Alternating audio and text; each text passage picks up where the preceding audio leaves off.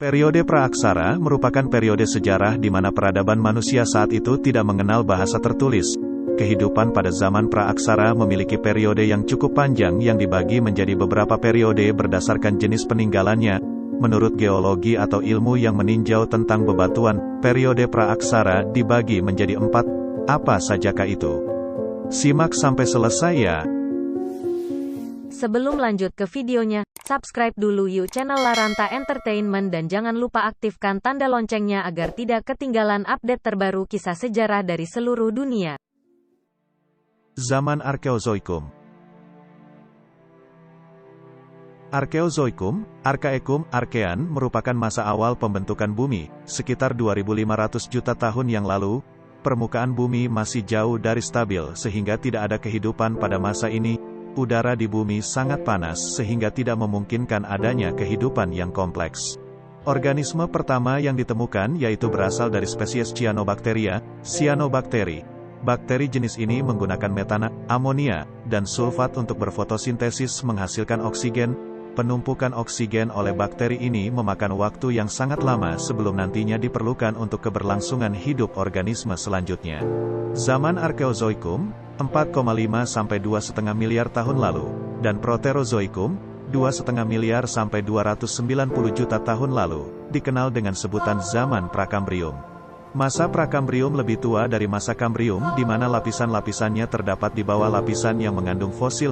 Penampakan batuan Prakambrium sangat jarang dijumpai di permukaan bumi, hanya di beberapa daerah dan terbatas pada tempat tertentu.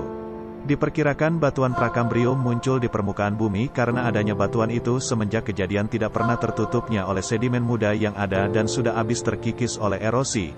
Umumnya daerah itu adalah bagian pusat benua. Karena bentuknya agak melingkar dan permukaannya sedikit cembung, maka inti Prakambrium disebut perisai benua. Pada bagian pusat yang memiliki bentuk perisai, lapisan Prakambrium tertutup oleh lapisan yang lebih muda. Semakin jauh dari bagian pusat, maka semakin tebal. Lapisan Prakambrium terdiri atas batuan-batuan berhablur baik yang berasal dari pembekuan magma cair maupun dari peleburan dan penghabluran kembali sedimen-sedimen dan batu lainnya yang disebabkan oleh perubahan kimiawi dan fisis pada sedimen dan batuan beku. Seringkali batuan Prakambrium sulit dicermati untuk mengetahui proses manakah di antara ketiga proses tersebut yang sesungguhnya sudah membentuk batuan, dan di antaranya bisa didapatkan bentuk-bentuk peralihan. Oleh sebab itu, lapisan seperti sedimen-sedimen tidak banyak diketahui. Apabila terdapat lapisan, maka seringkali hal ini disebabkan juga oleh perubahan-perubahan fisik dan kimiawi tertentu pada tekanan yang tinggi. Hubungan dalam ruang dari batuan sangat rumit untuk diuraikan.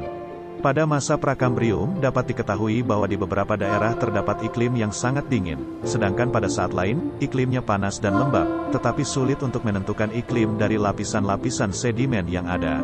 Pada waktu itu permukaan bumi yang ada di atas muka laut merupakan gurun, yang tidak disebabkan karena kekurangan air yang besar, Sahara, tetapi karena pada waktu itu belum terdapat tumbuh-tumbuhan darat.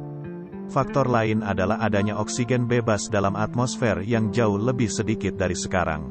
Setelah dilakukan penelitian terhadap sisa-sisa batuan, pada masa Prakambrium tidak ditemukan bentuk-bentuk hidup dengan tekstur dan bentuk yang jelas. Tekstur adalah istilah yang dipakai untuk bentuk-bentuk dan arah di dalam batuan seperti tekstur butir. Struktur adalah istilah yang dominan digunakan untuk bentuk-bentuk yang terbangun oleh kumpulan batuan kubah. Di samping itu juga didapati jejak rayap cacing atau binatang serupa.